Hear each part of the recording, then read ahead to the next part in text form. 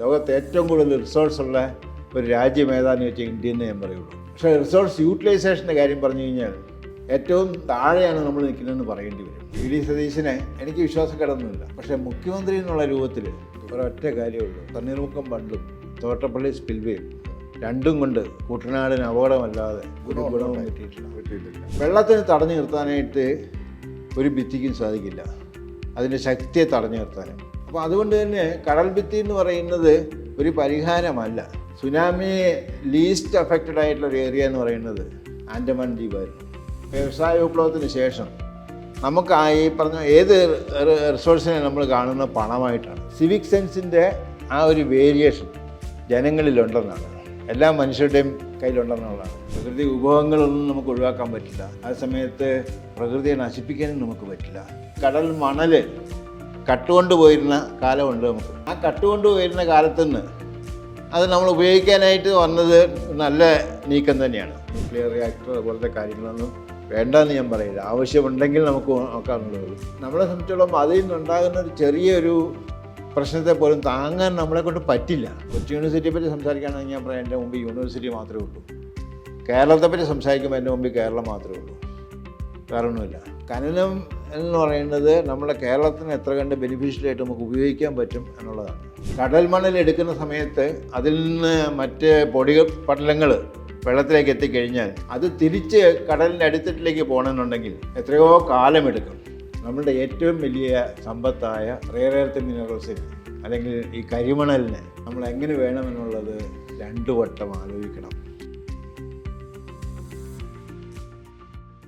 കേരളത്തിലെ ഏറ്റവും സജീവമായ ഒരു സംവാദ വിഷയമാണ് കേരളത്തിൻ്റെ കരിമണൽ സമ്പത്ത് എങ്ങനെ വിനിയോഗിക്കണം, ഏത് തരത്തിൽ വിനിയോഗിക്കണം എന്നുള്ള ഒരു ആരോഗ്യകരമായ ഒരു സംവാദം എന്നുള്ളതിനുപരി പലപ്പോഴും വളരെ രാഷ്ട്രീയമായിട്ടുള്ള വിവാദങ്ങളായിട്ടാണ് അത് നമ്മുടെ പൊതുമണ്ഡലത്തിൽ പ്രത്യക്ഷപ്പെടുന്നത്. കേരളത്തിൻ്റെ കരിമണൽ സമ്പത്തിനെ സംസ്കരിക്കുന്നതിനും അതിനുപയോഗിക്കുന്നതിലും സ്വകാര്യ മേഖലയെ പങ്കെടുപ്പിക്കണം എന്നുള്ള ഒരു നിർദ്ദേശം ഇപ്പോഴത്തെ സംസ്ഥാന ഗവൺമെൻറ്റിൻ്റെ ഭാഗത്തുനിന്ന് വന്നിട്ടുണ്ട്.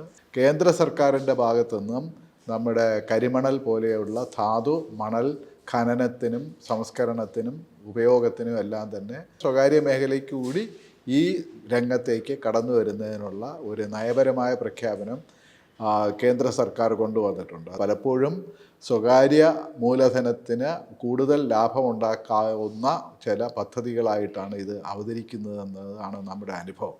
അപ്പോൾ ഈ വിഷയത്തെക്കുറിച്ച് ഇന്ന് നമ്മളോട് സംസാരിക്കാനായിട്ട് എത്തിയിട്ടുള്ളത് ഡോക്ടർ ചന്ദ്രമോഹൻ കുമാറാണ്. അദ്ദേഹം Cochin university of science and ടെക്നോളജിയുടെ ഓഷ്യാനോഗ്രാഫിക് ഡിപ്പാർട്ട്മെൻറ്റിൽ നിന്ന് റിട്ടയർ ചെയ്ത പ്രൊഫസറാണ്. അദ്ദേഹത്തെ സ്വാഗതം ചെയ്യുന്നു. നമ്മൾ പറഞ്ഞതുപോലെ തന്നെ ഇത് എപ്പോഴും നമ്മുടെ കരിമണൽ ഒരു വിവാദമാണ് കേരളത്തിൽ.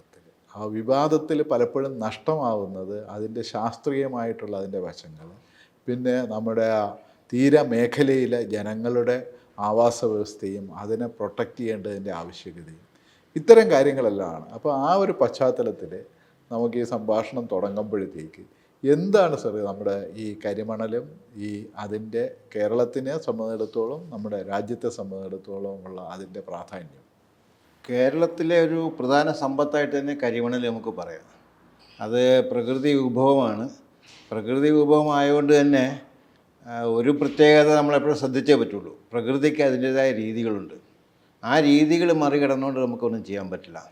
2, കരിമണൽ മറ്റ് മിനറൽസ്, അതായത് റെയർ എർത്ത് മിനറൽസും അതുപോലെ തന്നെ ടൈറ്റാനിയം ഒക്കെ ഉണ്ടെന്ന് നമ്മൾ പറയുമ്പോഴും ഒരു കാര്യം നമ്മൾ തിരിച്ചറിയേണ്ടത് കേരളത്തിലെ കരിമണൽ എപ്പോഴും വ്യത്യസ്തമാണ്. അപ്പോൾ ഇവിടുന്ന് നമ്മൾ എടുക്കുന്ന പോലെ ഇപ്പോൾ രത്നഗിരിയിൽ ഇതേപോലെ തന്നെ സ്റ്റോക്കുണ്ട്, പക്ഷേ രത്നഗിരിയിൽ നിന്ന് എടുത്തിട്ട് കാര്യമില്ല, അത് പ്രോസസ്സ് ചെയ്യാനായിട്ട് ബുദ്ധിമുട്ടുണ്ട്. അപ്പോൾ അങ്ങനെയുള്ള കുറേ പ്രശ്നങ്ങൾ, സവിശേഷതകൾ നമുക്കുണ്ട്. പക്ഷേ ആ സവിശേഷതകളുടെ ഒപ്പം തന്നെ ഇതിൻ്റെ ഒരു ശരിക്ക് എവിടെയാണ് ഈ സാധനം നിൽക്കുന്നതെന്നുള്ളത് അതൊരു പ്രധാനപ്പെട്ട പ്രശ്നമാണ്. കടലും കരയും തമ്മിലുള്ള ബന്ധം മനുഷ്യന് തീരുമാനിക്കാൻ പറ്റുന്നതല്ല. നമ്മളെ ലോകത്ത് എവിടെ നോക്കിയാലും നമുക്കറിയാം, തീരം എന്ന് പറയുന്നിടത്ത് തീരത്തിനൊരു പ്രത്യേക രീതിയുണ്ട്, ഒരു സ്ട്രക്ചറുണ്ട്. ആ സ്ട്രക്ചറിലെ തീരം നിൽക്കുന്നത് അത് കരയും കടലും തമ്മിലുള്ള ബന്ധമാണ്. അതിനെ അപകടപ്പെടുത്തുന്ന അല്ലെങ്കിൽ അതിന് മാറ്റം വരുത്തുന്നത് ഏത് പ്രവർത്തനവും ചെയ്യുന്നത് വളരെ സൂക്ഷിച്ച് ചെയ്യേണ്ടതാണ്. എന്നുവെച്ചാൽ ഒരിക്കലും തിരിച്ചു കൊണ്ടുവരാൻ നമുക്ക് അത്ര എളുപ്പമായിട്ടുള്ള കാര്യങ്ങളല്ല അതൊന്നും. പോയാൽ പോയതാണ്. ഓക്കെ. അങ്ങനെയൊരു അവസ്ഥകൾ ഇവിടെ ഉണ്ട്. പിന്നെ ലോകത്തെ എല്ലായിടത്തും തന്നെ ഒരു വിധത്തിൽ പറഞ്ഞു കഴിഞ്ഞാൽ തീരപ്രദേശമാണ് ഏറ്റവും കൂടുതൽ ജനങ്ങൾ അധിവസിക്കുന്ന സ്ഥലം. മറ്റൊന്ന്, ഇപ്പോൾ കേരളത്തിനെ സംബന്ധിച്ചോളം പറഞ്ഞു കഴിഞ്ഞാൽ കേരളത്തിൻ്റെ സമ്പത്ത് തീരമാണെന്ന് പറയുമ്പോൾ ഈ കരിമണൽ മാത്രമല്ല ഞാൻ പറയുന്നത്. കേരളത്തിൻ്റെ മത്സ്യസമ്പത്തെന്ന് പറയുന്നത് അതും കേരളത്തിൻ്റെ ഏറ്റവും വലിയൊരു സമ്പത്താണ്. അപ്പോൾ ആ മത്സ്യസമ്പത്ത് കൈകാര്യം ചെയ്യുന്നിടത്ത്, മത്സ്യസമ്പത്ത് നമുക്ക് ഉപയോഗിക്കാൻ പാകത്തിന് നമ്മൾ കൈകാര്യം ചെയ്യുന്നിടത്ത് നമ്മൾ വളരെ സൂക്ഷിച്ച് വേണം ബാക്കിയുള്ള വസ്തുതകൾ വിലയിരുത്താനായിട്ട്. ഇല്ലെന്നുണ്ടെങ്കിൽ നമുക്ക് നഷ്ടപ്പെടുന്നത് എല്ലാം കൂടെ ആയിരിക്കും. കേരളം എന്ന് പറയുന്ന ഭൂപ്രദേശം നമുക്ക് ഉപയോഗിക്കാൻ പറ്റാത്ത ഒരവസ്ഥയിലേക്ക് എത്തിക്കഴിഞ്ഞാൽ അന്ന് തിരിഞ്ഞു നോക്കിയെന്ന് നമുക്കിത് എങ്ങനെയെങ്കിലും തിരിച്ച് റീബിൽഡ് ചെയ്യാം എന്ന് വിചാരിക്കാൻ പറ്റില്ല, റീബിൽഡ് ചെയ്യാൻ പറ്റില്ല. അതുകൊണ്ട് തന്നെ വളരെ വ്യക്തമായ ആലോചനയും വളരെ വ്യക്തമായ സയൻറ്റിഫിക്കായിട്ടുള്ള പഠനങ്ങളും അതിനൊപ്പം നമ്മുടെ സാമൂഹ്യ രംഗം കണക്കിലെടുത്തുകൊണ്ട് മാത്രമേ നമുക്ക് മുമ്പോട്ട് പോകാൻ പറ്റുള്ളൂ. ഇപ്പോൾ സാർ പറഞ്ഞതുപോലെ തന്നെ കേരളത്തിൻ്റെ തീരപ്രദേശം എന്ന് പറഞ്ഞു കഴിഞ്ഞിരുന്നാൽ വളരെ ഇമ്പോർട്ടൻ്റ് ആണ് പല നിലയിലും. എക്കോളജിക്കലി, നമ്മുടെ സാമൂഹ്യ ജീവിതത്തിൻ്റെ ഇത് സോഷ്യലി. ഇപ്പോൾ ഒരു ഉദാഹരണം പറയുകയാണെങ്കിൽ നേരത്തെ തന്നെ സാറ് തന്നെ സൂചിപ്പിച്ചതുപോലെ കേരളം ഇന്ത്യയിൽ തന്നെ ഏറ്റവും കൂടുതൽ ജനസാന്ദ്രതയുള്ള ഒരു സംസ്ഥാനമാണ്. കേരളത്തിൻ്റെ ജനസാന്ദ്രത ഇന്ത്യയുടെ ദേശീയ ആവറേജിൻ്റെ ഏതാണ്ട് ഇരട്ടിയിലധികമാണ്. ആ ജനസാന്ദ്രതയിൽ തന്നെ കേരളത്തിൻ്റെ തീരപ്രദേശത്ത്, പ്രത്യേകിച്ച് നമ്മുടെ ഈ തിരുവനന്തപുരം മുതൽ ആലപ്പുഴ വരെയുള്ള തീരപ്രദേശത്ത് സാറ് തന്നെ നേരത്തെ സൂചിപ്പിച്ച പോലെ വളരെയധികം ജനസാന്ദ്രതയുണ്ട്. അതായത് 2000 ആണ് ഒരു സ്ക്വയർ ഇതിനകത്ത് വരുന്നത്. അപ്പോൾ ഈ ഒരു മേഖലയിലാണ് നമ്മുടെ ഈ എന്താണ് ഈ ധാതു സമ്പത്ത് എന്ന് പറയുന്നത്, അല്ലെ കരിമണൽ എന്ന് പറയുന്നത്. അതിൻ്റെ ഒരു പ്രോസസ്സും അത് ഇവോൾവ് ചെയ്യുന്നതും അതിനെക്കുറിച്ചൊന്ന് വിശദീകരിക്കണം സാർ. എൻ്റെ ഒരു അഭിപ്രായത്തിൽ ഇത് നമ്മൾ ഉപയോഗിക്കേണ്ട എന്നുള്ളതല്ല. നമുക്ക് ഉള്ള സമ്പത്തുകൾ നമ്മൾ ഉപയോഗിക്കണം. ഉപയോഗിക്കുന്നതിന് ചില പരിമിതികളുണ്ട് അല്ലെങ്കിൽ പരിധികളുണ്ട്. അത് വേണമെന്നുള്ളത് മാത്രമേ ഉള്ളൂ. ഇപ്പോൾ ഉദാഹരണമായിട്ട് പറഞ്ഞു കഴിഞ്ഞാൽ കടൽ മണൽ ഖനനം ചെയ്യാന്ന് പറഞ്ഞാൽ, അല്ലെങ്കിൽ തീരമണൽ ഖനനം ചെയ്യാന്ന് പറഞ്ഞു കഴിഞ്ഞാൽ അവിടെ ഞാൻ നേരത്തെ പറഞ്ഞ പോലെ പ്രകൃതിയും കടലും തമ്മിലുള്ള, അല്ലെങ്കിൽ ഭൂമിയും കടലും തമ്മിലുള്ള ആ ഒരു ബന്ധത്തിലാണ് നമ്മൾ വിള്ളലേൽപ്പിക്കുന്നത്. ഭൂമി ഈ തീരത്ത് ഇപ്പോൾ തിരുവനന്തപുരം മുതൽ ആലപ്പുഴ വരെയുള്ള എടുത്തു കഴിഞ്ഞാൽ നമുക്കറിയാം വളരെയധികം മണ്ണൊലിപ്പ് നമ്മൾ കാണുന്നുണ്ട്. ആ മണ്ണൊലിപ്പിന് ഒരു പ്രധാന കാരണം നമ്മളുടെ തന്നെ പല പ്രവർത്തനങ്ങളും ഉണ്ട് എന്നുള്ളത് നമ്മൾ തിരിച്ചറിയണം. മനുഷ്യൻ്റെ ഇടപെടൽ. അപ്പോൾ അതുകൊണ്ട് തന്നെ നമ്മൾ ഈ പറഞ്ഞ പോലെ കരിമണൽ ഖനനം ചെയ്യുന്നൊപ്പം എങ്ങനെയത് ശാസ്ത്രീയമായിട്ട് പ്രകൃതിക്കും അവിടെ ജീവിക്കുന്ന മനുഷ്യർക്കും പ്രയോജനകരമായിട്ട് ചെയ്യാൻ പറ്റുമെന്നുള്ളത് നമ്മൾ ആലോചിക്കണം. നമുക്ക് രണ്ടും, ഞാൻ നേരത്തെ പറഞ്ഞത് തന്നെയാണ്, രണ്ടും നമുക്ക് ഒഴിവാക്കാൻ പറ്റില്ല. പ്രകൃതി വിഭവങ്ങളൊന്നും നമുക്ക് ഒഴിവാക്കാൻ പറ്റില്ല. ആ സമയത്ത് പ്രകൃതിയെ നശിപ്പിക്കാനും നമുക്ക് പറ്റില്ല. അപ്പോൾ അതിവിടെയാണ് ഞാൻ എപ്പോഴും പണ്ട് മുതലേ പറഞ്ഞുകൊണ്ടിരിക്കുന്ന ഒരു കാര്യമാണ്, വ്യക്തമായ പഠനം ആവശ്യമുണ്ട്. എത്ര കണ്ട് നമുക്ക് ഇതിലേക്ക് ഇടപെടാൻ പറ്റുമെന്നുള്ളതിനെപ്പറ്റി ഒരു തിരിച്ചറിവ് ആവശ്യമുണ്ട്. ഇതൊരു മറ്റെന്തെങ്കിലും ഒരു, പ്രത്യേകിച്ച് ഞാൻ പറയുന്നത് ഒരു സാമൂഹ്യ പ്രശ്നമാണ് എന്നുള്ളതിനേക്കാൾ കൂടുതലായിട്ട് പലപ്പോഴും നമ്മളിവിടെ കൈകാര്യം ചെയ്യുന്നത് ഇത് വിവിധ രാഷ്ട്രീയ പ്രശ്നങ്ങളായിട്ടാണ്. അതിനെ മാറ്റി നിർത്തിക്കൊണ്ട് നമ്മൾ ചിന്തിച്ചേ പറ്റുള്ളൂ. ശരിക്കും പറഞ്ഞാൽ ഒരതിര് വരെ ഒരു കാലത്ത് ഈ കടൽ മണൽ കട്ടുകൊണ്ടുപോയിരുന്ന കാലമുണ്ട് നമുക്ക്. അതെ, ആ കട്ടുകൊണ്ടുപോയിരുന്ന കാലത്ത് നിന്ന് അത് നമ്മൾ ഉപയോഗിക്കാനായിട്ട് വന്നത് നല്ല നീക്കം തന്നെയാണ്. എന്നുവെച്ചാൽ ആ കളവ് എന്ന് പറയുന്നത് നമുക്ക് നിർത്താൻ പറ്റും. പക്ഷെ അതേ സമയത്ത് തന്നെ ഉപയോഗിക്കുമ്പോൾ ഈ നാടൻ ഭാഷ പറഞ്ഞാൽ വിത്തെടുത്ത് കുത്തരുതെന്ന് പറയും. അപ്പോൾ ആ രൂപത്തിലേക്ക് നമുക്ക് ഈ പ്രവർത്തനം കൊണ്ടുപോകാനും പറ്റില്ല. ഒന്ന്, മണലിന് ഇത് വളരെ ചെറിയൊരു പെർസെൻറ്റേജാണ് നമുക്ക് ഈ മിനറൽസ് ഉള്ളത്. മുഴുവനായിട്ട് മണൽ മുഴുവൻ ആ മിനറൽസ് എന്നുള്ളതല്ല, ആ മിനറൽസ് എക്സ്ട്രാക്ട് ചെയ്ത് എടുക്കാം. അതിൽ നിന്ന് എക്സ്ട്രാക്ട് ചെയ്ത് എടുക്കണം, എക്സ്ട്രാക്ട് ചെയ്തെടുത്താലേ പറ്റുള്ളൂ. അപ്പോൾ അങ്ങനെ എക്സ്ട്രാക്ഷന് വേണ്ടി വരുന്ന സമയത്ത് നമ്മൾ അവിടെ കുഴിക്കേണ്ടി വരുന്ന അല്ലെങ്കിൽ നമ്മൾ എടുക്കേണ്ടി വരുന്ന മണലിൻ്റെ എമൗണ്ട് വളരെ കൂടുതലായിരിക്കും. അപ്പോൾ ആ എക്സ്ട്രാക്ഷൻ വഴി നമുക്ക് മിനറൽസ് കിട്ടുമെന്നുള്ളതൊപ്പം തന്നെ ആ പ്രദേശത്ത് ശരിക്കും പറഞ്ഞാൽ നമ്മൾ ഭൂമിയിൽ മാറ്റങ്ങൾ വരുത്തുക ചെയ്യുന്നത്. ആ മാറ്റങ്ങൾ നമ്മൾ കണക്കിലെടുത്തേ പറ്റുള്ളൂ. വെള്ളവും കരയും ചേരുന്നിടത്ത് ഈ പറഞ്ഞ കുഴികളും അതുപോലത്തെ കാര്യങ്ങളൊക്കെ കരയ്ക്ക് അപകടം ചെയ്യും. ഒപ്പം അതിൽ കരയിൽ നിന്ന് ഉണ്ടാകുന്ന മറ്റ് കടലിലേക്ക് എത്തുന്ന വസ്തുക്കൾ കടൽ ജീവിയെയും അതിൻ്റെ ആവാസ വ്യവസ്ഥയൊക്കെ ബാധിക്കും. നേരത്തെ കടൽ മണൽ ഖനനം എന്ന് പറയുന്നൊരു പ്രോജക്റ്റ് വന്ന സമയത്ത് ഇന്നും ഞങ്ങൾ പലരും പറഞ്ഞൊരു കാര്യം എന്ന് പറഞ്ഞു കഴിഞ്ഞാൽ വേണ്ടെന്നല്ല പറഞ്ഞത്, വേണ്ട രൂപത്തിൽ പഠിച്ചിട്ട് വേണം എന്നുള്ളതാണ്. എന്നുവെച്ചാൽ കടൽ മണൽ എടുക്കുന്ന സമയത്ത് അതിൽ നിന്ന് മറ്റ് പൊടി പടലങ്ങൾ വെള്ളത്തിലേക്ക് എത്തിക്കഴിഞ്ഞാൽ അത് തിരിച്ച് കടലിൻ്റെ അടിത്തട്ടിലേക്ക് പോകണമെന്നുണ്ടെങ്കിൽ എത്രയോ കാലമെടുക്കും, ഒരു മനുഷ്യായുസ് കൊണ്ട് പോലും എത്തൂല. അപ്പോൾ അതുകൊണ്ട് തന്നെ ആ കാലങ്ങളിൽ മുഴുവൻ അവിടെ ജീവിക്കുന്ന പല ജീവികൾക്കും അപകടങ്ങളുണ്ടാവാം, അത് നമുക്കും പ്രശ്നമുണ്ടാകും. അപ്പോൾ ഇത് ഞാൻ പറഞ്ഞാൽ വളരെ നിസ്സാരമായിട്ടുള്ളൊരു കാര്യമാണ്. അത് ഇതുമായിട്ട് ഒരു ശരിക്കും പറഞ്ഞാൽ നേരിട്ടൊരു ബന്ധമില്ല എന്ന് നമുക്ക് പറയാവുന്ന കാര്യമാണ്. പ്രകൃതിയിലേക്ക് പടരുന്ന പൊടിപടലങ്ങളോ അല്ലെങ്കിൽ മറ്റ് സെഡിമെൻറ്റുകളോ അല്ലെങ്കിൽ മറ്റ് മിനറൽസ് തന്നെ പല മിനറൽസും നമുക്ക് അപകടമുള്ളതുണ്ട്. ഇപ്പോൾ ഉദാഹരണമായിട്ട് പറഞ്ഞപ്പം എവിടെയെങ്കിലും ഒരു കാഡ്മിയത്തിൻ്റെ ഇത് വന്നു കഴിഞ്ഞാൽ അത് നമുക്ക് അപകടമുള്ളതാണ്. അപ്പോൾ ഇതെല്ലാം പരിശോധിച്ചിട്ട് എത്ര കണ്ട് വളരെ സേഫായിട്ട് വളരെ സക്സസ്ഫുള്ളായിട്ട് നമുക്ക് ചെയ്യാമെന്നുള്ളതിനെപ്പറ്റി നമുക്ക് പഠനം നടത്തണ്ടേ. ഞാനിപ്പം വളരെ ഇതായിട്ട് എന്തൊക്കെ ചെയ്യണമെന്നുള്ളതിനെ പറ്റി ഞാൻ പറയുന്നില്ല. എന്നുവെച്ചാൽ അത് ഞാൻ ഒറ്റയ്ക്ക് ആലോചിക്കേണ്ട ഒരു കാര്യമല്ല. ഈ മേഖലയിൽ വിവിധ ശാസ്ത്ര ശാഖകളുണ്ട്. അതിലൊരെണ്ണം മാത്രമാണ് ഞാൻ. മറ്റ് ശാസ്ത്ര ശാഖകളുമായിട്ട് എനിക്ക് ബന്ധമുണ്ടെങ്കിലും അതിനെപ്പറ്റി ആധികാരികമായിട്ട് പറയാൻ ഞാൻ ആളല്ല.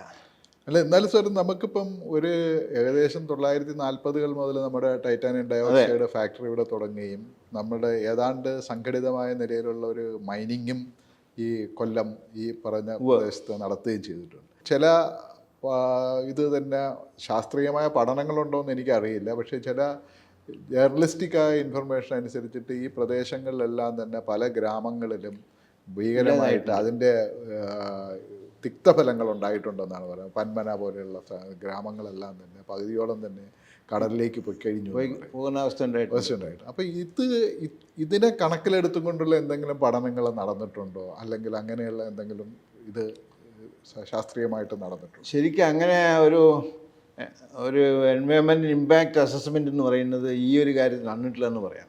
ഓക്കെ, പാർഷ്യലായിട്ട് ചിലപ്പോൾ നടന്നിട്ടുണ്ടാവും ചില കാര്യങ്ങളൊക്കെ. നമുക്കിപ്പോൾ ഒരു ലൈസൻസ് വേണമെന്നുണ്ടെങ്കിൽ കുഴപ്പമില്ലെന്ന് കാണിക്കാൻ തയ്യാറാക്കുന്ന ചില പഠന റിപ്പോർട്ടുകളൊക്കെ ഉണ്ട്. ഓക്കെ, അപ്പോൾ അങ്ങനത്തെ കുറച്ച് പാർഷ്യലായിട്ടുള്ള പഠനങ്ങൾ ഉണ്ടാവാം, പക്ഷേ പൂർണ്ണമായിട്ടുള്ളൊരു പഠനം ഉണ്ടായിട്ടില്ല.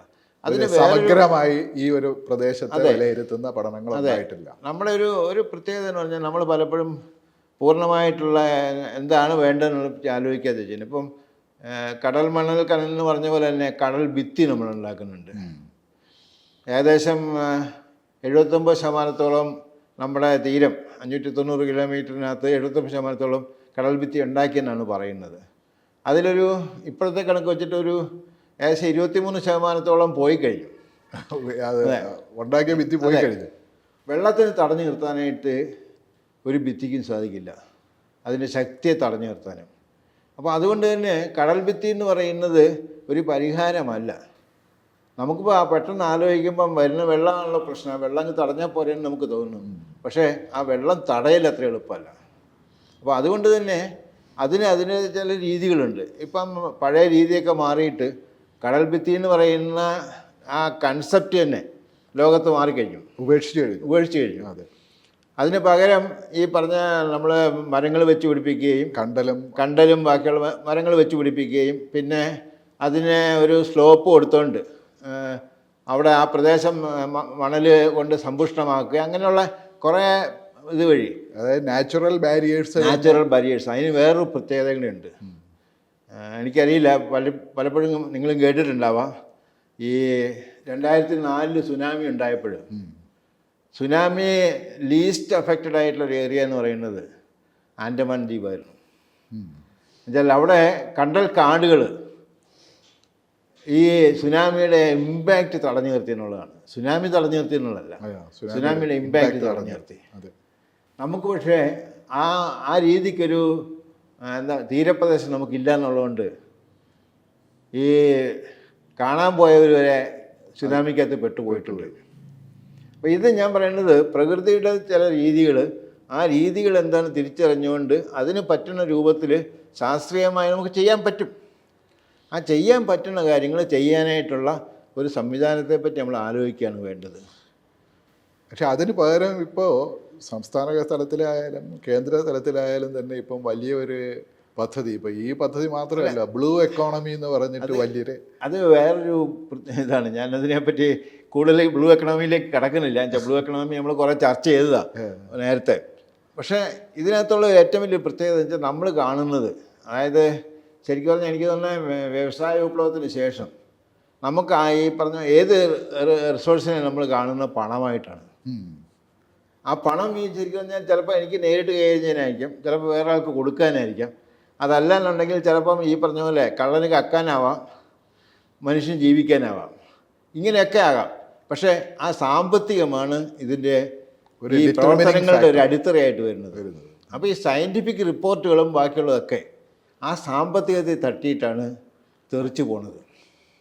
എന്നുവെച്ചാൽ ആരായാലും നമ്മുടെ ഇന്നിപ്പോൾ ഇന്ത്യയിലുള്ള 90% കൂടുതൽ ആൾക്കാർ, ഒരു 10% ഉണ്ടാവും മണ്ടന്മാർ, അത് പോട്ടെ, 90% ആൾക്കാർ സാമ്പത്തികം എന്ന് കേട്ട് കഴിഞ്ഞാൽ ചാടി വീഴുന്നവരാണ്. സാമ്പത്തിക മെച്ചം ഉണ്ടാകുമെന്ന് കേട്ട് കഴിഞ്ഞാൽ അത് നമുക്ക് എന്ത് ചെയ്യാൻ പറ്റുമെന്നുള്ളത് ആലോചിക്കുക. ഒരിക്കലും അത് കുറച്ച് നാൾ കഴിയുമ്പം നമ്മളെ സാമ്പത്തികം ഇല്ലാതാക്കുന്ന ഒരവസ്ഥയിലേക്ക് കൊണ്ടുപോകും, അല്ലെങ്കിൽ ദരിദ്രമാക്കുമെന്നുള്ളത് തിരിച്ചറിവ് ആ ചിന്തയിലേക്ക് ഒരിക്കലും വരുന്നില്ല. അപ്പോൾ അത് ചുരുക്കം പറഞ്ഞാൽ നമ്മൾ വളരെ പഴയ ഭാഷയിൽ പറഞ്ഞാൽ വളരെ ഷോർട്ട് സൈറ്റഡ് ആയിട്ട് അതാണ് പ്രശ്നം.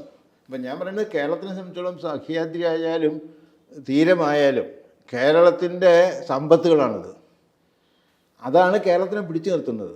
കേരളത്തിലാണ് ബേസിക്കലി കേരളത്തിൻ്റെ ശരിക്കും ആളുകളുടെ സ്വഭാവം വരെ നിയന്ത്രിക്കുന്നത് ആ ഇതിനെ ബേസ് ചെയ്തിട്ടുള്ള നമ്മുടെ കാലാവസ്ഥയും ബാക്കിയുള്ള കാര്യങ്ങളുമാണ്.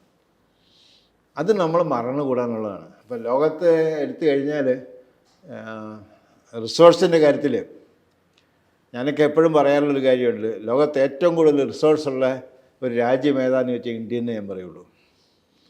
പക്ഷേ റിസോഴ്സ് യൂട്ടിലൈസേഷൻ്റെ കാര്യം പറഞ്ഞു കഴിഞ്ഞാൽ ഏറ്റവും താഴെയാണ് നമ്മൾ നിൽക്കുന്നതെന്ന് പറയേണ്ടി വരും.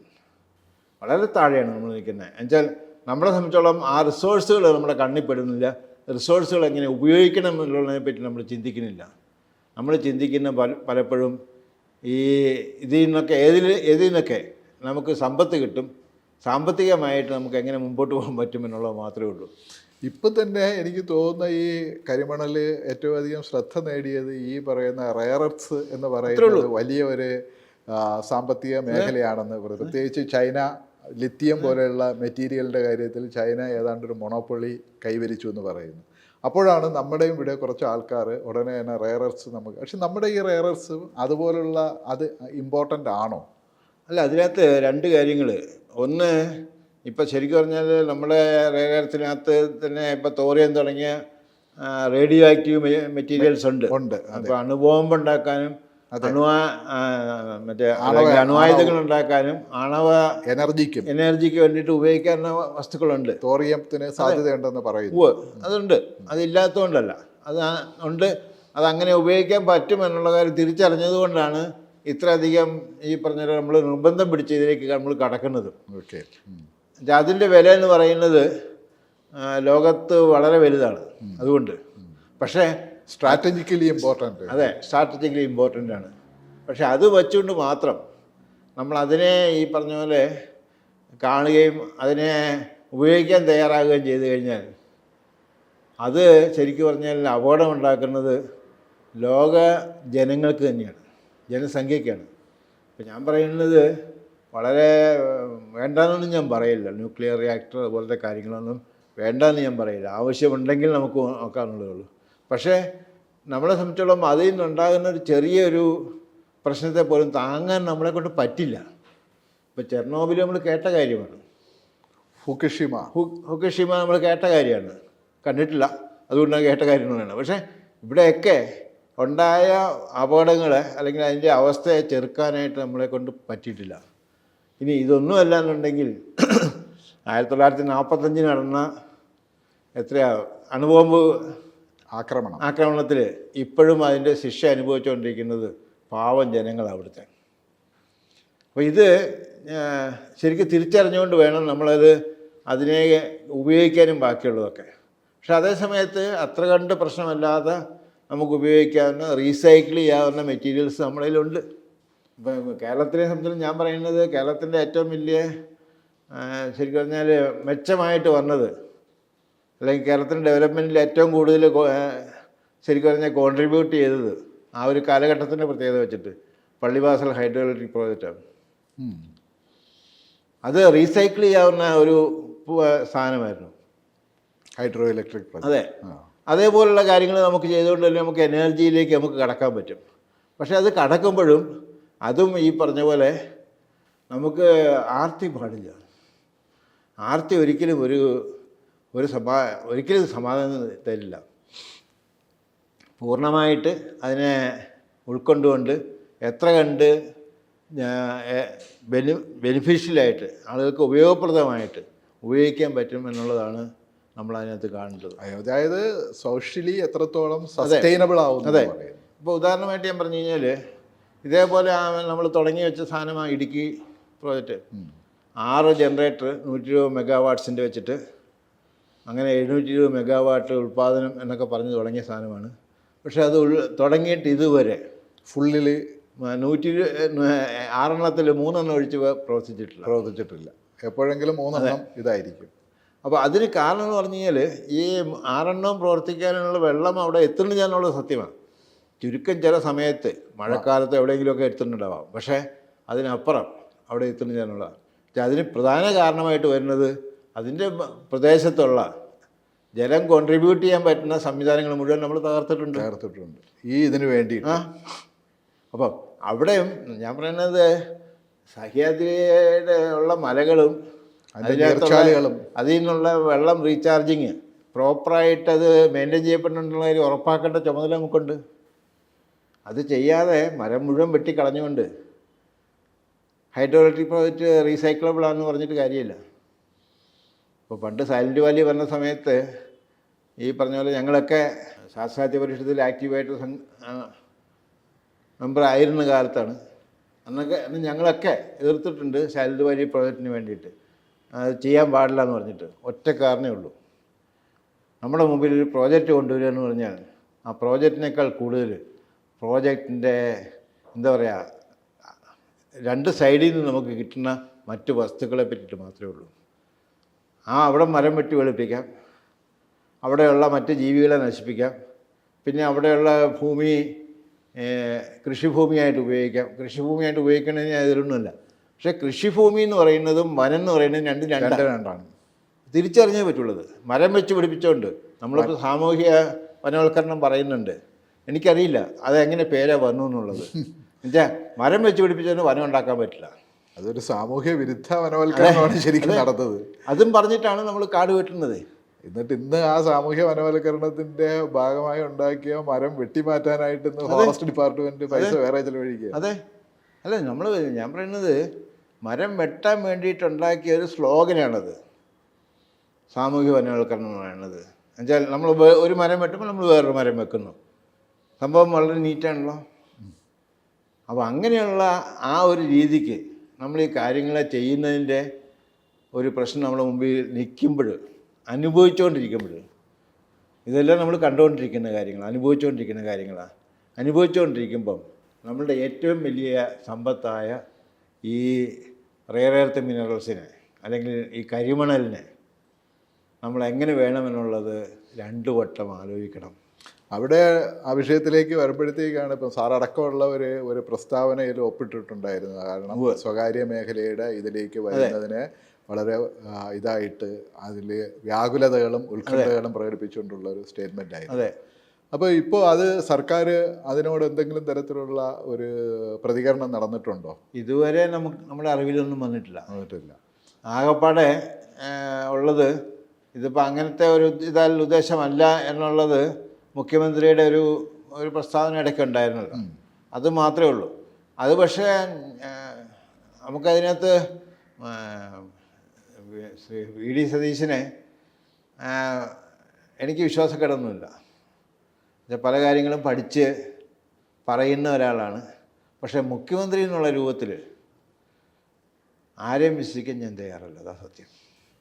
എന്നുവെച്ചാൽ അവരുടെ മുമ്പിൽ പല ഭാഗത്തു നിന്നുള്ള പല പ്രഷേഴ്സും ബാക്കിയുള്ള കാര്യങ്ങളും വരുന്ന സമയത്ത് ഈ പറയുന്ന കാര്യങ്ങളൊന്നും പറയാനായിട്ട് അവരെ കൊണ്ട് പറ്റില്ല. അതുകൂടെ നമ്മൾ തിരിച്ചറിയണം. അപ്പോൾ ഈ കേരളത്തിൻ്റെ ഈ കരിമണൽ മേഖലയെക്കുറിച്ചിട്ട് പറയുമ്പോഴത്തേക്ക് വളരെയധികം പ്രകടമായിട്ട് വരുന്നൊരു സാധനം ഇപ്പം നമ്മുടെ ഇന്ത്യയിൽ തന്നെ വളരെ പ്രശസ്തമായിട്ടുള്ള അദാനി ഗ്രൂപ്പ് പോലുള്ള ഗ്രൂപ്പുകൾ ഇതിനകത്ത് വലിയ താല്പര്യമുണ്ടെന്ന് പറഞ്ഞിട്ടുള്ള റിപ്പോർട്ടുകളുണ്ട്. അവർ ഔദ്യോഗികമായിട്ട് അവരൊന്നുമില്ലെങ്കിലും പ്രത്യേകിച്ച് അവരിപ്പം ആണവോർജ മേഖലയിലേക്ക് അവർ വരുന്നുണ്ട്. അപ്പോൾ ഇതിനെല്ലാം കൂട്ടി വായിക്കുമ്പോഴത്തേക്ക് നമ്മൾക്ക് ഒരു പബ്ലിക് പോളിസി എന്നുള്ള നിലയിൽ കേരളത്തിൽ ഇത് വളരെയധികം ഡിസ്കസ് ചെയ്യേണ്ട ഒരു വിഷയമല്ലേ? തീർച്ചയായും.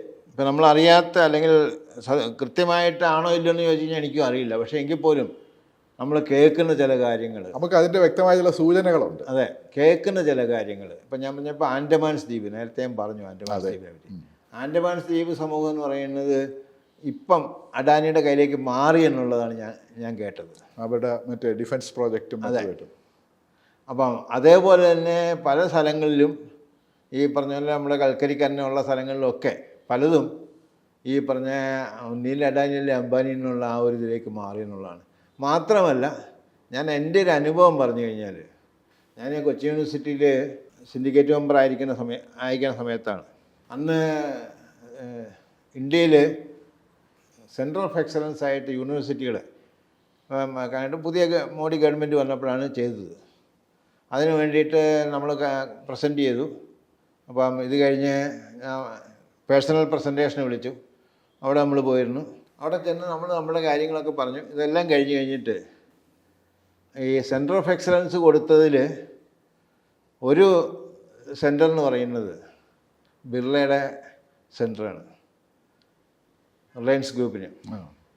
അവരെ രസം വെച്ചാൽ സ്ഥലം മേടിച്ചിട്ടുള്ള അല്ലാതെ ഒന്നും തുടങ്ങിയിട്ടില്ല. പക്ഷേ ഏറ്റവും എൻവയോൺമെൻറ്റ് ഫ്രണ്ട്ലി ആയിട്ടുള്ള ഒരു പ്രോജക്റ്റ് എന്ന് പറഞ്ഞിട്ടാണ് റിലയൻസ് ഗ്രൂപ്പിൻ്റെ എക്സലൻസ്. ഇന്ത്യയിൽ ഞാൻ പറയുന്നത് എത്ര വലിയ യൂണിവേഴ്സിറ്റികളുണ്ട്.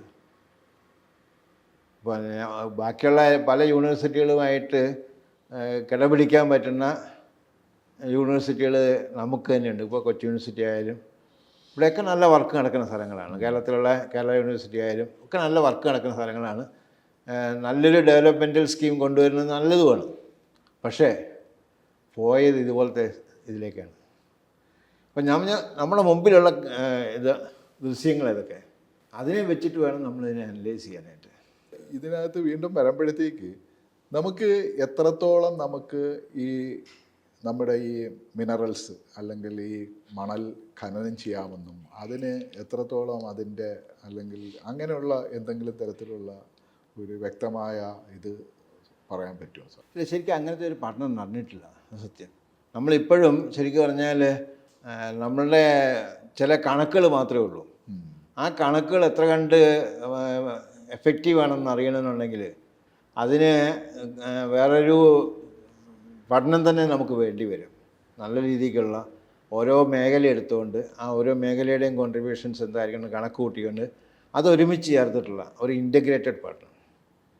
ഇൻഡിവിജ്വലായിട്ട് പല പഠനങ്ങളും നടന്നിട്ടുണ്ടാവാം. പക്ഷെ അത് നമുക്ക് ഒരു സമഗ്രമായ വിഷനും സമഗ്രമായ നയവും രൂപീകരിക്കാൻ സഹായിക്കുന്ന പഠനം ഇല്ല. അത് വേണമെന്നുള്ളതാണ്.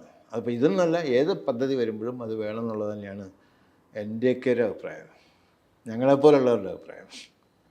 അപ്പോൾ ഇതിൽ വേറൊരു കാര്യം കൂടെ ഉള്ളതെന്ന് പറഞ്ഞാൽ ഇപ്പം നമ്മൾ 1940 നമുക്ക് ടൈറ്റാനിയം ഡയോക്സൈഡ് ഉണ്ടാക്കിയെങ്കിലും നമ്മുടെ ഇപ്പോഴും ഉള്ളതെന്ന് പറഞ്ഞാൽ നമ്മളൊരു പ്രൈമറി റോ മെറ്റീരിയൽ എന്നുള്ള നിലയിലല്ലാണ്ട് വേറൊരു തരത്തിലുള്ള ഒരു വാല്യൂ അഡീഷനിലേക്ക് നമ്മൾ മാറിയിട്ടില്ല. അത് നമ്മുടെ അജണ്ട അല്ലായിരുന്നു. അതാ എന്നുവെച്ചാൽ പഠനം പോലെ തന്നെ ഒരു പ്രോഡക്റ്റ് ഡെവലപ്പ് ചെയ്യുമ്പം ആ പ്രോഡക്റ്റ് എവിടെയൊക്കെ ഉപയോഗിക്കണം, എങ്ങനെയൊക്കെ ഉപയോഗിക്കണം എന്നുള്ളതും അത് പ്രോജക്റ്റിൻ്റെ ഭാഗമാകേണ്ടതാണ്. നമ്മൾ പലപ്പോഴും അതുപോലത്തെ ഇതിലേക്കൊന്നും കിടക്കാറില്ല. ഇപ്പോൾ ശരിക്കും പറഞ്ഞു കഴിഞ്ഞാൽ നമ്മളിപ്പോൾ ഒരു ഫാം തുടങ്ങിക്കഴിഞ്ഞാൽ ആ ഫാമിൽ നിന്ന് നമുക്ക് കിട്ടുന്ന പശുവിൻ്റെ പാല്, പശുവിൻ്റെ ചാണകം, പശുവിൻ്റെ മൂത്രം, ഇങ്ങനെ തുടങ്ങിയ പല സാധനങ്ങൾ റിസോഴ്സസായിട്ട് നമുക്ക് കിട്ടുന്നതാണ്. ഇത് ഓരോന്നും എങ്ങനെയൊക്കെ എവിടെയൊക്കെ ഉപയോഗിക്കണം എന്നുള്ളതിനെ പറ്റി നമ്മൾ ആലോചിക്കില്ല. പശുവിനെ മേടിക്കും, അത് കഴിഞ്ഞാൽ ചാണകം ആദ്യം എവിടെയെങ്കിലുമൊക്കെ ഇടും. പൊല്യൂഷൻ കണ്ടപ്പോൾ ആരെങ്കിലുമൊക്കെ ബഹളം വെക്കുമ്പോൾ നമ്മളൊരു സംവിധാനം എന്തെങ്കിലും ഉണ്ടാക്കും. അങ്ങനെയുള്ള രീതിക്കല്ലാതെ നമ്മൾ ഒരു പ്രൊഡക്ഷൻ്റെ അല്ലെങ്കിൽ ഒരു പ്രോജക്റ്റ് എന്ന് പറയുന്നത് എന്താണെന്നുള്ള കാര്യം ചോദിച്ചു കഴിഞ്ഞാൽ നമുക്ക് ഇപ്പോഴും അറിയില്ല എന്നുള്ള സത്യം. ആ പ്രോജക്റ്റിൻ്റെ അറിവില്ലായ്മയാണ് ഈ ടൈറ്റാനിയം ഡയോക്സൈഡ് ഫാക്ടറിക്ക് പറ്റിയതും ഇന്ത്യൻ റെയർ പറ്റിയതും ഒക്കെ. ഇന്ത്യൻ റെയർ എർത്ത് ശരിക്ക് പറയണത് ഇവിടെ നിന്ന് മണൽ വാരി കൊണ്ടുപോയിട്ട് വിൽക്കുക എന്നുള്ളതല്ലാണ്ട് വേറെ വലിയ കാര്യങ്ങളൊന്നും ചെയ്യുന്നില്ല. അത്രേ ഉള്ളൂ. അവരുടെ പ്രോജക്റ്റ് അതുകൊണ്ട് തീരുകയാണ്. അതിൽ നിന്നൊരു പ്രോഡക്റ്റ് ഉണ്ടാക്കി അല്ലെങ്കിൽ അതിൽ നിന്ന് കിട്ടുന്ന പ്രോഡക്ട്സ് വേറൊരു കാര്യത്തിന് ഉപയോഗിക്കാൻ ഇന്ന കാര്യത്തിന് പറ്റും എന്നുള്ള പറയാനായിട്ട് അവരെ കൊണ്ട് പറ്റില്ല. അത് ഉപയോഗിക്കാമായിരിക്കും എന്നുള്ള പറയാനുള്ളതല്ലാതെ, അല്ലെങ്കിൽ അവിടെ ഉപയോഗിച്ചിട്ടുണ്ട് ഇവിടെ ഉപയോഗിച്ചിട്ടുണ്ടെന്ന് പറയാനുള്ളതല്ലാതെ നമുക്കിത് എങ്ങനെ ഉപയോഗിക്കുക എന്നുള്ളതിനെ പറ്റി നമ്മൾ ഒരിക്കലും കൺസിഡർ ചെയ്യുന്നില്ല. ഈ വിവാദമൊക്കെ ആയിട്ട് ബന്ധപ്പെട്ട് വന്ന വേറൊരു വിവാദമാണ് Kerala minerals and metals limited. അവർ ഹൈദരാബാദ് ബേസ് ചെയ്തിട്ടുള്ള വേറൊരു കമ്പനിയുമായിട്ടൊരു MOU സൈൻ ചെയ്തു അവരുടെ KMML ഇതിനകത്ത് ഇത് പ്രോസസ്സ് ചെയ്യാനെന്ന്.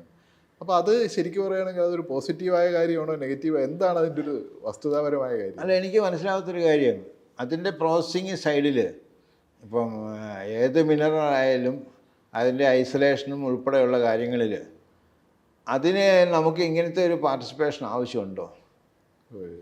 കേരളത്തിൽ ഞാൻ പറയുന്നത് വെച്ചാൽ ടെക്നോളജി സൈഡിലായാലും ശാസ്ത്രത്തിൻ്റെ സൈഡിലായാലും കേരളത്തിന് ചെയ്യാൻ പറ്റുന്ന കാര്യങ്ങളല്ലേ ഉള്ളൂ. അവർക്കത് ചെയ്തുകൊണ്ട് അവർക്ക് അതിൻ്റെ ലാഭം എടുക്കാൻ പറ്റുമെന്ന്, അതുകൊണ്ടാണല്ലോ അവർ വന്നത്. അതെ, പറ്റുമെന്നുണ്ടെങ്കിൽ എന്തുകൊണ്ട് നമുക്കത് ചെയ്തുകൂടാ? നമ്മുടെ KMML ചെയ്തുകൂടാ? അതെ, നമ്മുടെ ഇവിടുത്തെ ഹ്യൂമൻ റിസോഴ്സിനെ എന്തുകൊണ്ട് അങ്ങനെ ഉപയോഗിച്ചുകൂടാ? അതല്ലേ വേണ്ടത്. ഒരു പബ്ലിക് സെക്ടർ അണ്ടർടേക്കിങ്ങിന് ഏറ്റവും പ്രധാനപ്പെട്ട ഇതെന്ന് പറഞ്ഞാൽ നമ്മുടെ ജനസമൂഹത്തെ എങ്ങനെ ഇത് പ്രയോജനകരമാക്കി ഉപയോഗിക്കാൻ പറ്റുന്നതാണ് നോക്കേണ്ടത്. ഈ MOU കഴിഞ്ഞ LDF ഗവൺമെന്റിന്റെ സമയത്താണ് സൈൻ ചെയ്തതെന്നാണ് പറയുന്നത്. അല്ല, ഞാൻ പറയുന്നത് എനിക്ക് ഇതിനകത്ത് എനിക്ക് എൻ്റെതായ രാഷ്ട്രീയമുണ്ട്, അതില്ലാന്നൊന്നും ഞാൻ പറയില്ല. പക്ഷേ ഞാൻ ഇതിനകത്ത് ഈ ഒരു ഇതുപോലത്തെ ഡെവലപ്മെൻറ്റൽ ആക്ടിവിറ്റിയിൽ ഞാൻ കാണുന്നത് രാഷ്ട്രീയമല്ല. ഇപ്പോൾ കൊച്ചി യൂണിവേഴ്സിറ്റിയെ പറ്റി സംസാരിക്കുകയാണെങ്കിൽ ഞാൻ പറയാം, എൻ്റെ മുമ്പ് യൂണിവേഴ്സിറ്റി മാത്രമേ ഉള്ളൂ. കേരളത്തെ പറ്റി സംസാരിക്കുമ്പോൾ എൻ്റെ മുമ്പിൽ കേരളം മാത്രമേ ഉള്ളൂ, വേറെ ഒന്നുമില്ല. ബാക്കിയുള്ളതൊക്കെ നമ്മുടെ പേഴ്സണലായിട്ടുള്ള കാര്യങ്ങളാണ്. അത് വേറൊരാളുടെ മേലിൽ നമുക്ക് അടിച്ചേൽപ്പിക്കാനുള്ളതുമല്ല, ഒന്നുമല്ല. നമുക്ക് പക്ഷേ കേരളത്തെ കേരളമായിട്ട് കാണാൻ പറ്റണം. അപ്പോൾ ഇപ്പോഴും സത്യം പറയുകയാണെന്നുണ്ടെങ്കിൽ ഈ കരിമണൽ ഖനനം അതിനെ നേരത്തെ നമ്മൾ സംസാരിച്ചതുപോലെ ഒരു സമഗ്രമായ വിഷനും നയത്തിനും പകരം ഇതുപോലുള്ള ചെറിയ ഡിസ്ട്രാക്ഷൻസിലാണ്. എന്തിനാണ് എന്നിട്ട് ഇത് തമ്മിലുള്ളൊരു വാഗ്വാദമാണ് നടക്കുന്നത്. അതാണ് ഇഷ്യൂ. അവിടെ അതുണ്ടാക്കി അതിൻ്റെ പുറത്ത് ഈ പറഞ്ഞ പോലെ ഇതുപോലത്തെ കാര്യങ്ങൾ നടത്തിക്കൊണ്ട് പോകുക എന്നുള്ളതല്ലാതെ ആളുകളുടെ ശ്രദ്ധ തിരിക്കാനായിട്ട് വളരെ എളുപ്പമാണ്. പല കാര്യങ്ങളിലും നമ്മൾ കണ്ടിട്ടുണ്ടത്. ഞാൻ പൊല്യൂഷനുമായിട്ട് ബന്ധപ്പെട്ട് ഒത്തിരി വർക്ക് ചെയ്തിട്ടുണ്ട്. അപ്പോൾ അവിടെയൊക്കെ നമ്മൾ കണ്ടിട്ടുണ്ട് ആളുകളുടെ ശ്രദ്ധ തിരിക്കാൻ വളരെ എളുപ്പമാണ്. ഒരു ഡിസ്ട്രാക്ഷൻ എന്ന് പറയുന്നത്. അതെ, അത് കോർ ഇഷ്യൂന്ന് മാറ്റി നിർത്തിക്കൊണ്ട് കോർ ഇഷ്യൂ തൊടൂല്ല. അതാണ് പ്രശ്നം. ഇവിടെ ശരിക്കും പറഞ്ഞാൽ കോർ ഇഷ്യൂ എന്ന് പറയുന്നത്, ഞാൻ പറയുന്നത് കന്നത്തിനെ പ്രൈവറ്റൈസ് ചെയ്യണോ ഒന്നുമല്ല. ഖനനം എന്ന് പറയുന്നത് നമ്മുടെ കേരളത്തിന് എത്ര കണ്ട് ബെനിഫിഷ്യലായിട്ട് നമുക്ക് ഉപയോഗിക്കാൻ പറ്റും എന്നുള്ളതാണ്.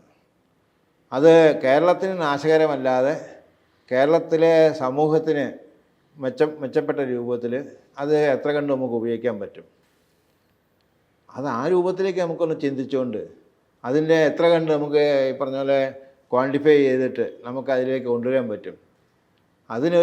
ഒരു ഇൻ്റഗ്രേറ്റഡ് ആയിട്ടുള്ളൊരു സ്റ്റഡി, ഇൻ്റഗ്രേറ്റഡ് ആയിട്ടുള്ള ഞാൻ പറയുമ്പോൾ വിവിധ ഇപ്പോൾ ടെക്നോളജിയിലായാലും സയൻസിലായാലും ഉള്ള വിവിധ തലങ്ങളെ ഒരുമിച്ച് ചേർത്തുകൊണ്ടുള്ളൊരു സ്റ്റഡി അത് വേണമെന്നുള്ളതാണ്. വ്യക്തിപരമായിട്ടും ഞാൻ ഈ പറഞ്ഞ പോലെ ഇതിൻ്റെ കൂട്ടത്തിൽ നടക്കുമ്പോഴും നമ്മൾ പ്രതിനിധാനം ചെയ്യുന്ന വസ്തുതയും അതാണ്. ഇതിൻ്റെ ഒരു അവസാനം വരുമ്പോഴത്തേക്ക് എപ്പോഴും വിവാദം ഉണ്ടാക്കിയിട്ട് ഒരു സാധനമാണ് ഈ തോട്ടപ്പള്ളിയിൽ വന്ന് അടിഞ്ഞ മണൽ ഇതെടുത്ത് മാറ്റുന്നു എന്ന് പറഞ്ഞാൽ ഖനനം ചെയ്യുന്നു എന്ന് പറയുന്നത്. അതിൻ്റെ വസ്തുതാപരമായ കാര്യം എന്താണ്? അത് ശരിക്കും പറയുകയാണെങ്കിൽ ഇപ്പോൾ സർക്കാർ പറയുന്നത്, അല്ലെങ്കിൽ അതിന് അനുവാദം കൊടുക്കുന്നവർ പറയുന്നത് മറ്റേ കുട്ടനാട്ടിലെ ഫ്ലഡ് ഒഴിവാക്കാനായിട്ട് അത് അത്യാവശ്യമാണെന്നാണ്. എന്താണ് അതിൻ്റെ ഒരു സാധ്യത? അതിൻ്റെ ഒരൊറ്റ കാര്യമുള്ളൂ. കുട്ടനാട് ഇപ്പോൾ തണ്ണീർമുക്കം ബണ്ടും തോട്ടപ്പള്ളി സ്പിൽവേയും രണ്ടും കൊണ്ട് കുട്ടനാടിന് അപകടമല്ലാതെ ഗുണവും കിട്ടിയിട്ടില്ല. നമ്മുടെ നെല്ലറയായിരുന്ന കുട്ടനാട് ഇന്ന് നെല്ലില്ലാത്ത, നമുക്ക് വെള്ളത്തിൽ കൈകൊണ്ട് തൊടാൻ പറ്റാത്ത ഒരവസ്ഥയിലേക്ക് എത്തിയിട്ടുണ്ട്. അതായത് നാച്ചുറൽ ഡ്രെയിനേജ് ഇല്ലാതായി. ഒരിക്കൽ മറ്റേ അവിടെ ഈ നരപ്പിന് തെങ്ങ് വെച്ചിട്ട് കള്ള് എത്തി അതൊരു ബിസിനസ്സായിട്ട് വന്നായിരുന്നു. അപ്പോൾ ആ ഒരു സമയത്താണ് ഈ പറഞ്ഞ പോലെ ഞങ്ങളൊരു ടീം അവിടെ പോയിരുന്നു. അവിടെ പോയി ഇങ്ങനെ ആൾക്കാരുമായിട്ട് സംസാരിച്ചപ്പോഴത്തേക്കും ഈ കള്ളിൻ്റെ ഇതിനെ പറ്റിയൊക്കെ പറഞ്ഞപ്പോഴത്തേക്കും അവർ പറഞ്ഞു, അത് നിങ്ങൾ ഒരു കാര്യം ചെയ്യണം, ഈ താഴെ തോടുണ്ട്, ആ തോട്ടിലെ വെള്ളം അവർ കൈകൊണ്ട് കോരി കാണിച്ചു തന്നു, അതിനകത്ത് പുഴുക്കളുണ്ട്. അപ്പോൾ അവർ പറഞ്ഞൊരു കാര്യം എന്ന് പറഞ്ഞാൽ, ഒന്നിനും ഞങ്ങൾ ഇത് കുടിക്കണം, ഇല്ലെങ്കിൽ ഞങ്ങൾ അത് കുടിക്കണം. ഏതാ വേണ്ടതെന്ന് ചോദിച്ചു. ഞങ്ങൾക്ക് ഉത്തരയില്ല. നമ്മളിതുകൊണ്ടുണ്ടാക്കിയ ഏറ്റവും വലിയ പ്രശ്നം വെച്ചാൽ വളരെ കൃത്യമായിട്ട് കുട്ടനാട് മേഖല ക്ലീൻ ചെയ്തുകൊണ്ടിരുന്ന സീ വാട്ടർ ഇൻട്രൂഷനെ നമ്മൾ ബ്ലോക്ക് ചെയ്തു. അതുകൊണ്ട് മത്സ്യസമ്പത്തിന് പ്രശ്നം വന്നു, കക്ക അതുപോലത്തെ സാധനങ്ങൾ ഇല്ലാതായി. പിന്നെ ആളുകൾക്ക്, അവിടെ താമസിക്കുന്ന ആളുകൾക്ക് കുടിക്കാൻ വെള്ളം ഇല്ലാതായി. ഇങ്ങനെ ഒത്തിരി കാര്യങ്ങൾ സംഭവിച്ചു. പണ്ട് മറ്റൊരു ഡച്ച് സ്റ്റഡി, പണ്ടല്ല എനിക്ക് 80s മറ്റൊരു ഡച്ച് സ്റ്റഡി പറഞ്ഞു ഇത് ഡിമോളിഷ് ചെയ്യണമെന്നാണ്. അതെ, അത് തന്നെയാണ്. അതിനു മുമ്പ് 70s ഞങ്ങൾ പറഞ്ഞ കാര്യം അത്, ഇത് മുമ്പോട്ട് കൊണ്ടുപോകാൻ പാടില്ല എന്ന്. പക്ഷെ എന്ത് ചെയ്യാൻ പറ്റും? അതൊരു ടെക്നിക്കൽ നോഹവിൻ്റെ പുറത്ത് മാത്രമുള്ളൊരിതാണ്. ഇടയ്ക്ക് ഫ്ലഡിങ് ഉണ്ടാകുന്നുണ്ട്, സംഭവം ശരിയാണ്. ആ ഫ്ലഡിങ്ങിന് സമയത്ത് ഹൈ ടൈഡിൻ്റെ ആ ഒരു ടൈഡൽ ഇമ്പാക്റ്റ് കുറയ്ക്കാൻ വേണ്ടിയിട്ടാണ് ഇത് ചെയ്തത്. അപ്പോൾ അത് ചെയ്യുന്നതിന് മുമ്പ് ഈ പമ്പയാറും മണിമലയാറും ഒക്കെ അതിലേക്കാണ് ഡ്രെയിൻ ചെയ്യുന്നതെന്നുള്ള കാര്യം ഈ പറയുന്ന ഈ ചെയ്തവർക്ക് അറിയാൻ വരെ. അത് കണക്കിലെടുത്ത്, അതായത് ഒരു സ്പേഷ്യൽ എക്കോളജിയെ കുറിച്ച് ഒരു ധാരണയില്ലാതെയുള്ള ഒരു രീതിയിലാണ് ഈ പ്രൊജക്ട്. അതേ ഗ്രീക്ക് പുരാണത്തിൽ, ഞാൻ മിക്കവാറും എല്ലായിടത്തും കുട്ടികൾക്ക് ക്ലാസ് എടുക്കാൻ പോകുമ്പോൾ പറയാറുള്ളൊരു കഥയാണ്. ഗ്രീക്ക് പുരാണത്തിൽ ഒരു ക്യാരക്ടറുണ്ട്, പ്രൊമിത്യൂസ് എന്ന് പറഞ്ഞിട്ട്. ആൾസ് പർവ്വതനിരയിൽ തങ്ങലേക്ക് ഇട്ടിരിക്കുകയാണ്. ദിവസവും രാവിലെ ഒരു കഴുകൻ വന്ന് കരൾ കൊത്തിപ്പറിച്ചുകൊണ്ട് പോകും. പിറ്റേ ദിവസത്തേക്ക് കുറച്ച് വളരും, അത് പിന്നെയും കൊത്തിപ്പറിച്ചുകൊണ്ട് പോകും.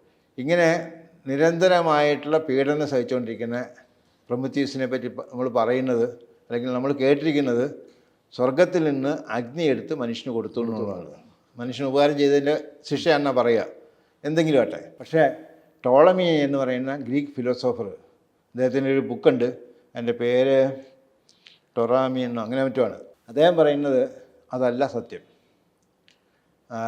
എല്ലാ ചരാചരങ്ങളെയും സൃഷ്ടിച്ചതിന് ശേഷം സിയൂസ് ദേവൻ ഒരു ബാഗ് നിറയെ കഴിവുകൾ പ്രൊമിത്യൂസിൻ്റെ കൈ കൊടുത്തു, ഇതെല്ലാത്തിനും വിതരണം ചെയ്യാൻ പറഞ്ഞിട്ട്.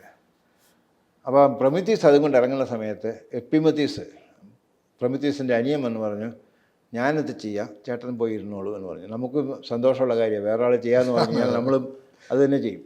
അത് എപ്പിമത്തീസിനെ ഏൽപ്പിച്ചിട്ട് പ്രൊമിത്യൂസ് പോയിരുന്നു. കുറച്ച് കഴിഞ്ഞിട്ട് പ്രൊമിത്യൂസ് വന്ന് നോക്കുമ്പോൾ സകല ജീവികൾക്കും എന്തെങ്കിലും കൊടുത്തിട്ടുണ്ട്. ചിലതിന് ആകാശത്ത് പറക്കാൻ, ചിലതിൽ വെള്ളത്തിൽ ജീവിക്കാൻ, ചിലതിന് മറ്റു മൃഗങ്ങളെ കൊന്ന് ജീവിക്കാൻ, അങ്ങനെയുള്ള പല കഴിവുകൾ കൊടുത്തിട്ടുണ്ട്. പക്ഷേ മനുഷ്യൻ്റെ അടുത്ത് എത്തപ്പോൾ മനുഷ്യനെ സംബന്ധിച്ചോളം ഒരു കഴിവും അവിടെ കൊടുത്തിട്ടില്ല. എന്നുവെച്ചാൽ ബാഗ് ഇത് കാലിയായിപ്പോയി. പ്രൊമിത്യൂസിന് പേടിയായിപ്പോയി. എന്നുവെച്ചാൽ സിയൂസ് ദേവൻ കണ്ടു കഴിഞ്ഞാൽ എന്താ ചെയ്യുന്നതെന്ന് അറിയില്ലല്ലോ. അദ്ദേഹം പോയി അദീനാദേവിയുടെ പക്കൽ നിന്ന് വിജ്ഞാനം മോഷ്ടിച്ചു. അതുകൊണ്ട് മനുഷ്യനൊന്ന് കൊടുത്തു. അപ്പോഴത്തേക്കാണ് സിയൂസ് ദേവൻ എത്തുന്നത്. അപ്പോൾ ഈ വിജ്ഞാനം മോഷ്ടിച്ചെന്ന് പറയുമ്പം ഇത് നമ്മൾ തിരിച്ചറിയേണ്ട ഒരു കാര്യം എന്ന് പറഞ്ഞാൽ ഒരിക്കലും ഒരു മോഷണം സമ്പൂർണ്ണമാവില്ല. നമ്മളിപ്പോൾ വഴിയെ നടന്നു പോകുമ്പം ഒരാൾ നമ്മുടെ മാല പൊട്ടിച്ച് കഴിഞ്ഞാൽ അതിൻ്റെ അറ്റത്ത് ലോക്കറ്റ് ഉണ്ടോ ഇല്ലയോ എന്ന് നോക്കാനായിട്ട് അവനെക്കൊണ്ട് പറ്റില്ല, അല്ലെങ്കിൽ അതിനോട് ചേർന്ന് മറ്റെന്തെങ്കിലും ഉണ്ടോ എന്ന് നോക്കാൻ പറ്റില്ല. അപ്പോൾ ഒരിക്കലും ഒരു മോഷണം, ഇപ്പോൾ വീട്ടിൽ കയറി മോഷ്ടിക്കുമ്പോഴും ഈ പറഞ്ഞ എല്ലാം എടുത്തുകൊണ്ട് അങ്ങനത്തെ ഒന്നും പറ്റുന്ന കാര്യമല്ലോ. മോഷണം ഒരിക്കലും പരിപൂർണ്ണമല്ല. ഇവിടെ അത് തന്നെ സംഭവിച്ചു. അപ്പോൾ സിയൂസ് ദേവൻ വന്ന് നോക്കിയപ്പം അദ്ദേഹത്തിന് പെട്ടെന്ന് മനസ്സിലായി ഇതെന്താ സംഭവിച്ചെന്നുള്ളത്. അപ്പോൾ അദ്ദേഹം പറഞ്ഞു പ്രൊമീത്തീസിനെ അവിടെ കൊണ്ട് ഇടാൻ പറഞ്ഞു, ആൽഫ് പർവ്വതയിൽ കാണിച്ച കുരുത്തക്കേടിന്. എന്നിട്ട് അദീനാദേവിയോട് പറഞ്ഞു വിജ്ഞാനത്തിൻ്റെ ഒരു ഇൻ്റഗ്രൽ പാർട്ടാണ് സിവിക് സെൻസ് എന്ന് പറയുന്നത്, പൗരബോധം. അത് കൊടുക്കാൻ പറഞ്ഞു. അപ്പോൾ അദീനാദേവി ചോദിച്ചു എങ്ങനെയാണ് എല്ലാവർക്കും ഒരേപോലെ കൊടുക്കണോ? അപ്പോൾ ഒരേപോലെ കൊടുക്കാൻ പറഞ്ഞു. പക്ഷേ അതിനകത്തും പ്രശ്നമുണ്ട്. ഒരു സാധനം ഡിവൈഡ് ചെയ്ത് കൊടുക്കുമ്പോൾ ഒരേപോലെ കൊടുക്കുക എന്ന് പറഞ്ഞാൽ അത്ര എളുപ്പമല്ല. നമ്മളൊരു മിഠായി പോലും ചെറുപ്പത്തിൽ നമ്മൾ കടിച്ചിട്ട് നമ്മൾ അനിയന് കൊടുക്കുമ്പം ഒരു കഷ്ണം വലുതും ഒരു കഷ്ണം ചെറുതുമായിരിക്കാം എന്ന് പറഞ്ഞ പോലെ ആ ഒരു സിവിക് സെൻസിൻ്റെ ആ ഒരു വേരിയേഷൻ ജനങ്ങളിലുണ്ടെന്നാണ്, എല്ലാ മനുഷ്യരുടെയും കയ്യിലുണ്ടെന്നുള്ളതാണ്. അതുകൊണ്ട് തന്നെയാണ് ഇപ്പം നമ്മൾ സാധാരണ ഞാൻ പറയുന്ന എക്സാമ്പിൾ പറഞ്ഞാൽ മലപ്പുറം കത്തി നല്ല കാര്യങ്ങൾക്ക് ഉപയോഗിക്കുന്നുണ്ട്, കറി വെക്കാനും ബാക്കിയുള്ളതൊക്കെ. പക്ഷെ അത് തന്നെ ഒരാളെ കൊല്ലാനും ഉപയോഗിക്കുന്നത്. അതേപോലെ തന്നെയാണ് ന്യൂക്ലിയർ എനർജി എങ്ങനെ മനുഷ്യന് ബെനിഫിഷ്യലായിട്ട് റിലീസ് ചെയ്യണം എന്നുള്ളത് കണ്ടുപിടിച്ച ഐൻസ്റ്റൈന് വാക്ക് കൊടുത്തിട്ടാണ് അത് ഐൻസ്റ്റൈൻ ചെയ്തത്, ഇത് സമാധാനത്തിന് ഉപയോഗിക്കുള്ളൂ എന്നുള്ളത്. പക്ഷേ അത് ആദ്യം ഉപയോഗിച്ചത് അണുബോംബായിട്ടാണ്, റൂസ്വെൽറ്റ്. അപ്പോൾ ഓരോ മനുഷ്യരുടെയും ഈ പറഞ്ഞ പോലെ ആ പൗരബോധത്തിൽ വരുന്ന വേരിയേഷൻ, വ്യത്യാസം, അത് നമ്മൾ മനുഷ്യൻ്റെ സ്വഭാവത്തിലും കാണും. അതുതന്നെയാണ് ഇതുപോലത്തെ ഇതെല്ലാം വരുമ്പോൾ നമ്മൾ കാണുന്നൊരു കാര്യമാണ്. ടെക്നോളജി എത്ര കണ്ട് ഡെവലപ്പ് ചെയ്താലും ശാസ്ത്രം എത്ര കണ്ട് വളർന്നാലും ഒക്കെ അതിൻ്റെ കൂടെ ആവശ്യമുള്ള ഈ പറഞ്ഞ പോലെ പൗരബോധം എന്ന് പറയുന്നത് ഇല്ലാതെ വരുമ്പോൾ പലതും നടക്കും നമുക്കറിയാത്ത. അതാണ് ഇവിടെ പ്രശ്നം. ഒരു കാര്യത്തിൽ ഞാൻ ആ കഥ എനിക്ക് ഇഷ്ടപ്പെട്ടതിന് വേറൊരു കാര്യം കൂടെ ഉണ്ട്. എന്നുവെച്ചാൽ ലോകത്ത് ഈ ജീവികളിൽ പ്രസവിച്ച ഉടനെ അമ്മയുടെ അകിട് തപ്പിപ്പോയി പാല് കുടിക്കാൻ കഴിയുള്ളതാണ് പശുക്കുട്ടിയും ആടുമൊക്കെ, എല്ലാ ജീവികളും അങ്ങനെയാണ്. പക്ഷെ മനുഷ്യന് മാത്രം കിടക്കുന്നിടത്ത് കിടന്ന് കരയാനേ പറ്റുന്നുള്ളൂ. എന്നുവെച്ചാൽ മനുഷ്യൻ അന്ന് ജനിക്കുന്ന സമയത്ത് കഴിവുകളൊന്നുമില്ല. പക്ഷെ അവൻ മനുഷ്യനാവുന്നത് വിജ്ഞാനം കൊണ്ട് ആണ് മനുഷ്യനാവുന്നത്. ബാക്കി എല്ലാത്തിനെയും ഭരിക്കുന്നത് ആ വിജ്ഞാനം കൊണ്ടാണ്. പക്ഷെ അതിനൊപ്പം ഉപയോഗിക്കേണ്ട ഈ പറഞ്ഞ സിവിക് സെൻസുകൾ ഉപയോഗിച്ചില്ലെങ്കിൽ നമ്മൾ ഇതുപോലെ ഒത്തിരി കാര്യങ്ങൾ നമ്മൾ ചർച്ച ചെയ്യേണ്ടി വരും. അതാണ് പ്രശ്നം.